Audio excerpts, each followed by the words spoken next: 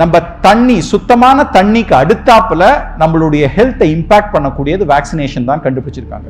கிட்டத்தட்ட 3 மில்லியன் குழந்தைகள் வருஷம் இந்த தடுப்பூசினால காக்கப்படுறாங்க.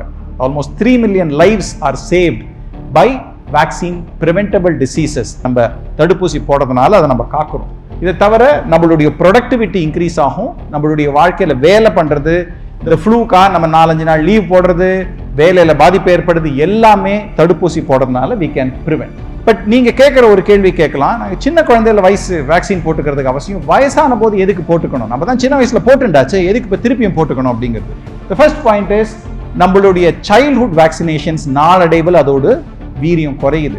தி immune system starts weakening. So நம்ம போட்ட ஊசி போறாது. ஒரு டெட்டனஸ் நம்ம சின்ன வயசுல 6 வாரம், 10 வாரம், 14 வாரத்துல 3 ஊசி போடுவோம். அப்புறம் 1.5 வயசுல ஒரு ஊசி போடுவோம், 5 வயசுல ஒரு ஊசி போடுவோம். இதுதான் சைல்ட்ஹுட் இம்யூனைசேஷன் ஃபார் டெட்டனஸ்.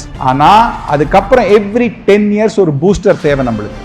எப்போ நம்மளுக்கு 15 வயசு ஆகும்போது, 25 வயசு ஆகும்போது ஒரு பூஸ்டர் போட்டு நம்ம டெட்டனஸ் இம்யூன் சிஸ்டத்தை இம்ப்ரூவ் பண்ணாதான் நம்மளுக்கு அடிபடும் போது டெட்டனஸ் கிருமி வராம தவிர்க்கலாம். So boosters R necessary. நீங்க எப்படி செல்போனை சார்ஜ் பண்றீங்களோ, எப்படி நீங்க வளரும் போது ஷர்ட் சைஸ் பெருசாது அதை மாத்துறீங்களோ, அதே மாதிரி பூஸ்டர்ஸ் ஆர் நெசசரி.